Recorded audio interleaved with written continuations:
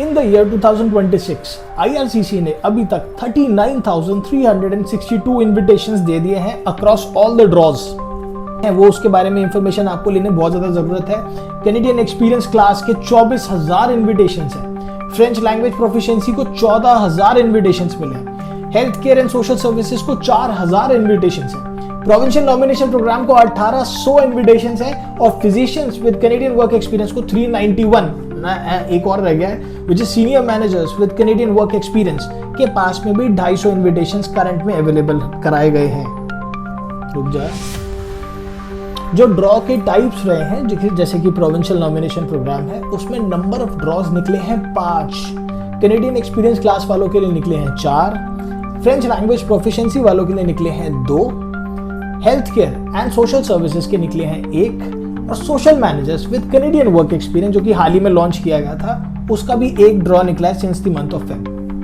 आप इस समय जो स्क्रीन पे टेबल देख रहे हैं उसमें सारा विवरण दे रखा है एग्जैक्टली व्हाट यू रिक्वायर कि ड्रॉ टाइप कितने थे, करंट CRS का स्कोर कितना रहा, ITAs जो इशू हुए हैं वो कितने ITA इशू हुए थे और ड्रॉ की डेट्स क्या है, ये सारे आप अभी अपनी टेबल पे देख पा रहे हैं। पॉज करके देख लेना एक बार।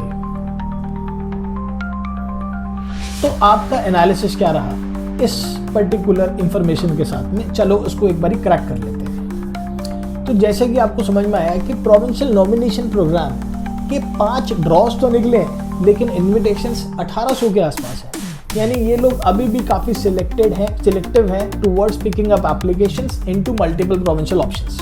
एक्सपीरियंस क्लास को कायदे से सबसे ज़्यादा इन्विटेशंस मिले हैं और ड्रॉज भी ठीक ठाक है। 4 ड्रॉज में 24,000 एप्लीकेशंस को इन्विटेशंस है, यानी कि स्टडी पे गए होते अगर आपके पास में वर्क परमिट होता, आपने कुछ काम कर रखा होता अगर, तो आपको कैनेडियन एक्सपीरियंस क्लास का फ़ायदा ज़रूर मिलता।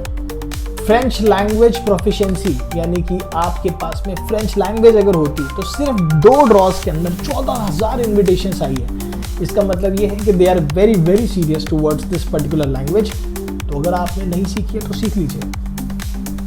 Physicians with Canadian work experience हो या health care and social services हो या फिर senior manager with Canadian work experience हो, इन तीनों कैटेगरीज में 1 ड्रॉ है। बहुत ज़्यादा इन्विटेशंस नहीं है लेकिन yes this can be future of drawers and the invitations that might happen up in future. तो उसके लिए आपको थोड़ा सा फोकस करना पड़ेगा। पूरे के पूरे जैन मंथ के अंदर 1, 2, 3, 4 इन्विटेशंस आए थे। पूरे के पूरे फेब के अंदर 1, 2, 3, 4, 5, 6 इन्विटेशंस आए थे और मार्च में अभी हम 10 तारीख में बैठे हैं और अभी तक 4 आ चुके हैं। तो मुझे तो ऐसा लग रहा है कि मार्च में कम से कम 4 और ड्रॉज आएंगे अगर इसी रेशियो को चेक करते हैं तो। काफ़ी ज़्यादा है, इन्विटेशंस भी देते जा रहे हैं।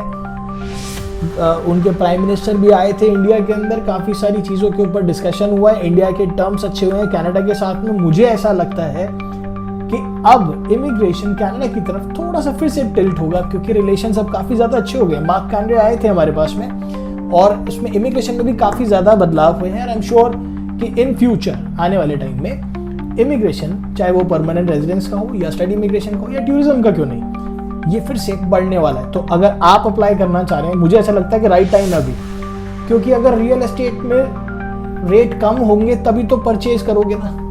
जब बात पे और दिए हुए नंबर्स पे कांटेक्ट कीजिए, हमारी टीम से मिलिए, उनसे सुन लीजिए, समझ लीजिए। समझने में कुछ नहीं जाता, आपको आपकी एक असेसमेंट मिल जाएगा, आपको पता चल जाएगा कि आपके क्या चांसेस हैं। अगर ठीक लगे तो हम आगे बढ़ें। Thank you so much.